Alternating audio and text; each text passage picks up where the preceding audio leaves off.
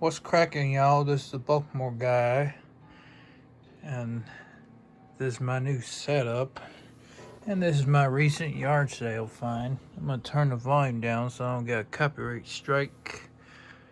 Currently digitizing a tape. It's a nice piano music. Man, you gotta love that artwork. You gotta love it. Pretty good. I got 4 more in the back. Actually got a hidden tape thing. It's like if I pull out one of these tapes right now,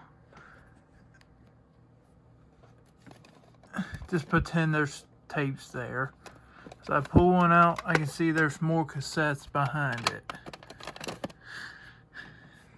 That's a nice trick in the game of storage on the shelf. These CD things I got for free. Oh my gosh. Holy shit. That is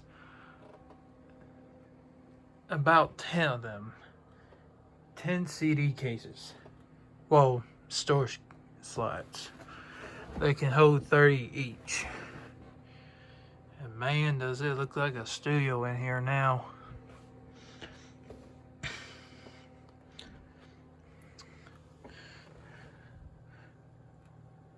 Here's some stuff that you might not see in other YouTube channels. Probably this radio. Hopefully it won't blast the shit out of my ears. Which it clearly just did. Okay, they're commercial, and so I'll let you hear the... But with platinum, cleanup is so darn easy. It removes up to 99% of tough grease. And I got a question from a YouTuber. Says, why have I disappeared from YouTube from years 2017 up to 2018? I think the only reason that I come across that is probably because some people at school at the time were just on my ass on the YouTube channel. And then I dropped the hammer and took a break. But 2019, I made a bit of a comeback. Anyway, we'll get more onto that story later. We'll test the cassette. It's at the right speed.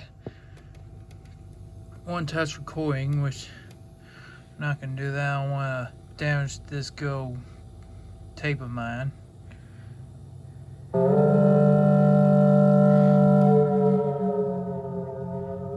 Tape head needs clean again. That's why it sounds a bit muffled.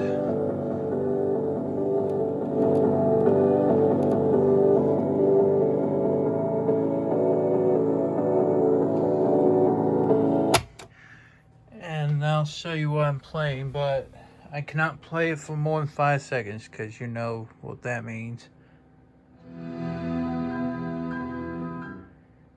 That's what you heard playing on here. Here's the thing that really gets me. And I'm going to show you that sample. You know how in usual tape players, it's just the playhead and the record head doesn't come up until... I can't do this in one hand, sorry. You know when you play and record this and this record head, well, that's the erase head actually. I think the recording is all it's done on here. Yeah, that only raises up when the record's in action. But on there, even though you're not recording, this head still raises up. Ain't that kind of weird?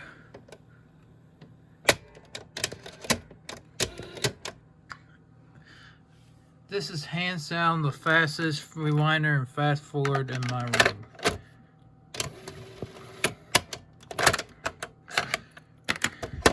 And for the dummies out there who don't know what will happen when that's 5 volts, you put 12 volts in here.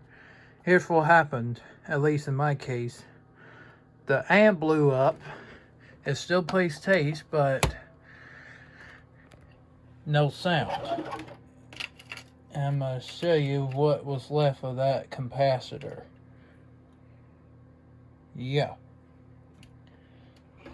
Well, good news is this is a cheap old Walmart recorder, and who gives a shit about that? If it was that, that would be a different story.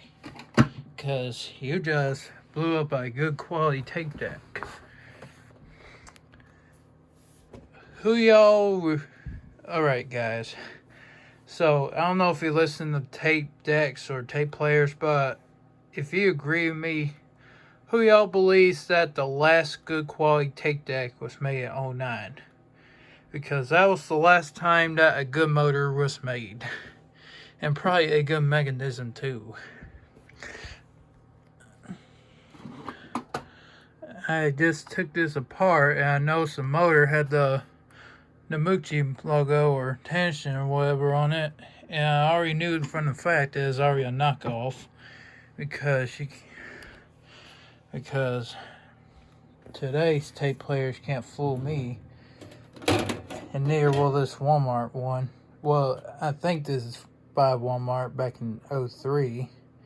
Their brand. The belt is bad as hell. Let me put you some batteries in there. If you watch that one YouTuber V Westlife, he says cassette deck for dummies. He done a finger test. And this is what I'll do too. Oh wow, it was spinning earlier. There we go. So you know the head is spinning. That doesn't mean it's working. Because I put my finger right here. It's very weak. And you know what that means. Oh. Crud. It don't play. And fast forward is pretty much the speed of high-speed dubbing.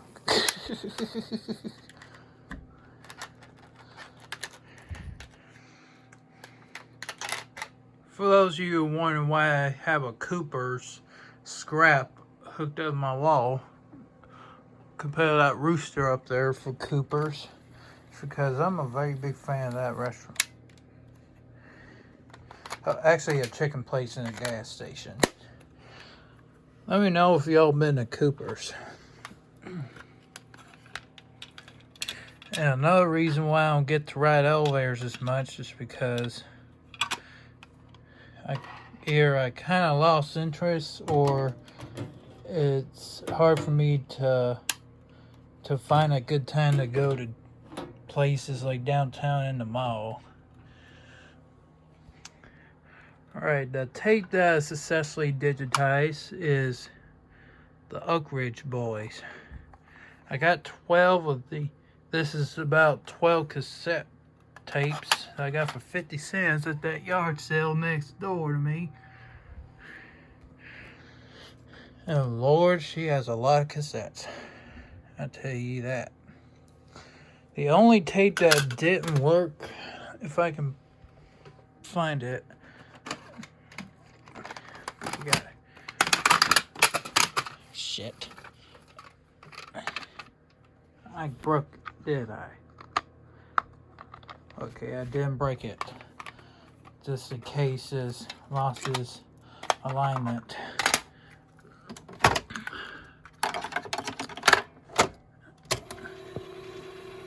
Another thing that you should probably do when you get new tapes is just fast forward to the half point of the cassette. Because I was trying to digitize this tape, and then all I heard was cruddy sound. which I knew right away that this tape was probably bad. This is tape 1, some old Western music. I think this one may be doing fine, made okay. And test that one completely.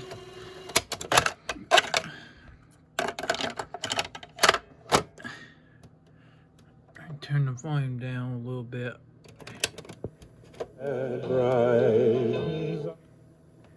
Well, it plays fine right now, but let's see how far we can get.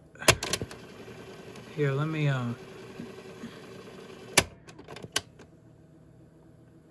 because what happened here was that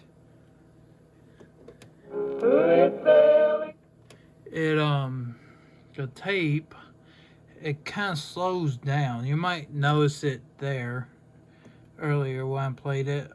I was like, oh my gosh, this tape needed an overhaul. Right now, I don't see any problems at all. But earlier, the tape was stop and go, and all that stuff. Yep.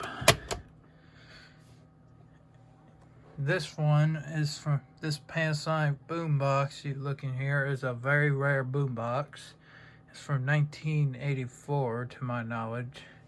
And this one is from December of 2001, which is not very rare to find from that date. Because I've seen a lot of these from December of 01, including what you see here. So, as when I'm airing this video on October 23rd, 2021, me, this tape deck, and this CD player are at an identical age. Here's my CD player.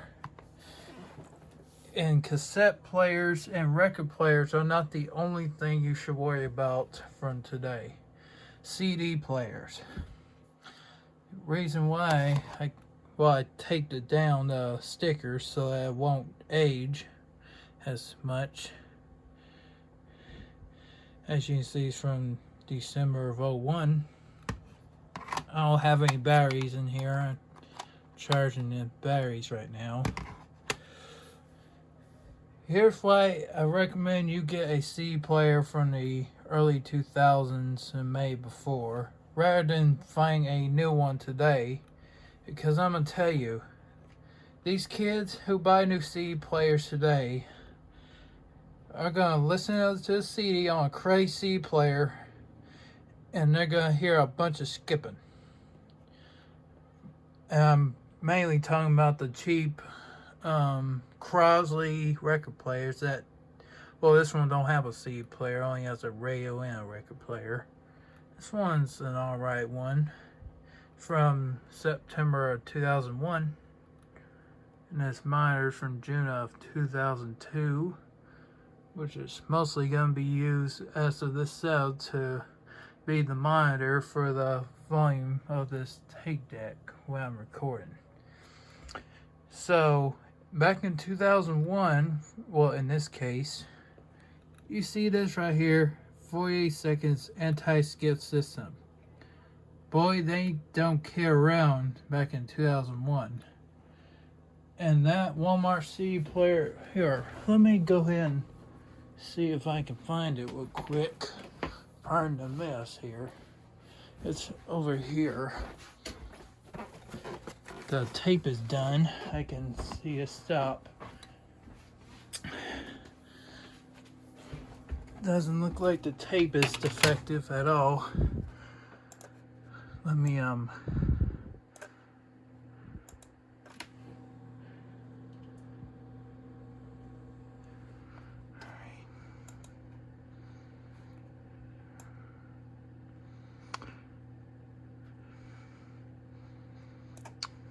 okay, that's when the all-stop mechanism kicked in. I have to do that later. Since this thing stopped, I'm gonna show you. You you might not be able to see very well in here, but this record head right here, or erase head, yeah, all that raises up. It's tied down together.